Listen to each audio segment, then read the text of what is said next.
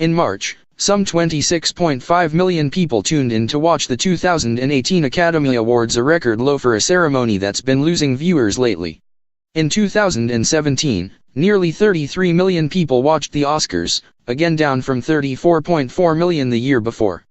There's another popular, once-a-year TV event that's recently seen a decline in ratings, the Super Bowl. Downward ratings trends are clear across the board for broadcast television, simply because broadcast television is a dying medium. More viewers, especially young viewers, are watching programs like the Oscars and the Super Bowl online. But according to ABC, the network that broadcasts the Oscars, the problem isn't simply that the media landscape is evolving, it's that the ceremony isn't exactly 3 hours long. And that the most popular movies don't win usually trophies. And that people don't care about the speeches given by the best costume designer or sound editor of the year.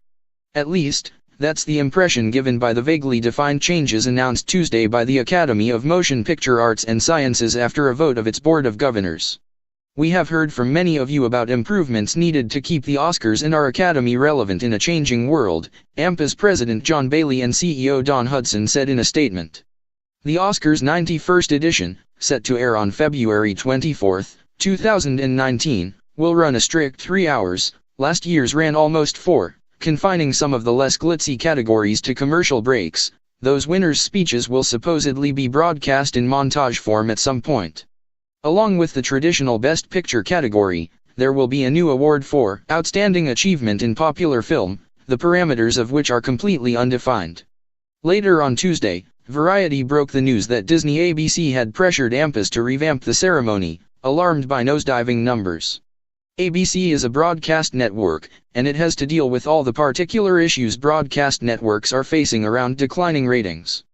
The Oscars are a very powerful brand with fewer of those concerns, but they're also locked into a 12-year agreement with ABC that took effect in 2016, which gives the network some leverage to request changes.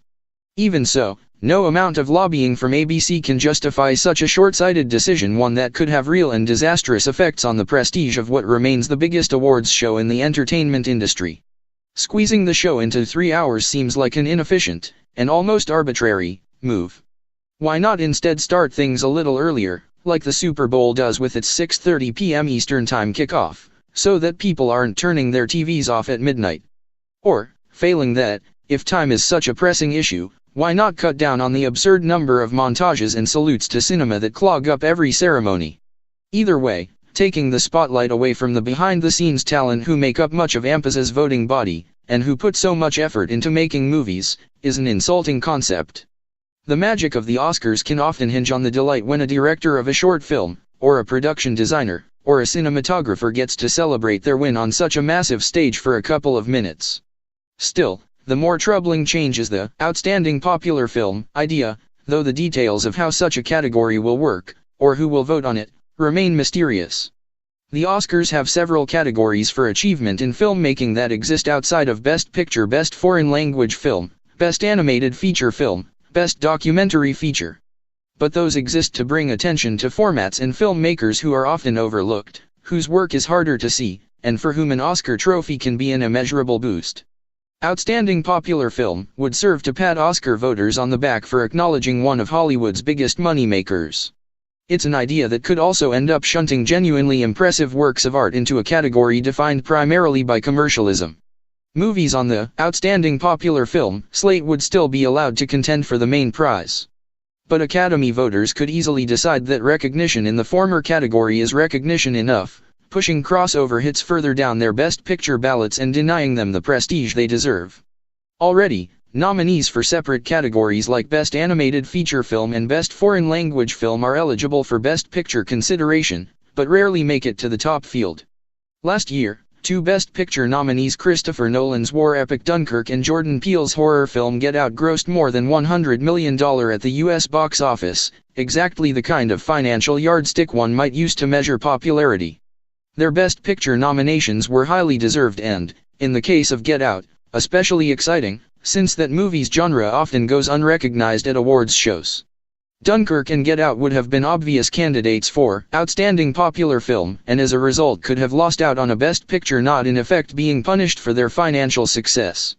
This year, Marvel's Black Panther, which has become only the third film in history to gross $700 million domestically, seemed like it had a real chance to become the first superhero movie to get a Best Picture nomination.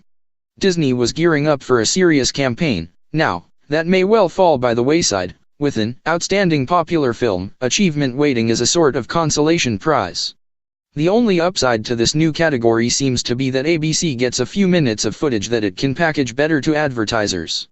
The pomp and circumstance of the Oscars is easy to mock, and the months-long obsession Hollywood has with a single awards show is sometimes worthy of derision. But the Academy Awards is also the main driver of studio funding to films that exist outside of the blockbuster realm, and can give a serious financial bump to movies that otherwise might not get their chance in the spotlight. The idea that traditional Oscar winners aren't popular is belied by box office figures. The numbers might fluctuate from year to year, but such is the nature of presenting art in a commercial space. These rules changes are the latest disheartening sign that Hollywood may be growing less interested in protecting the art side of things.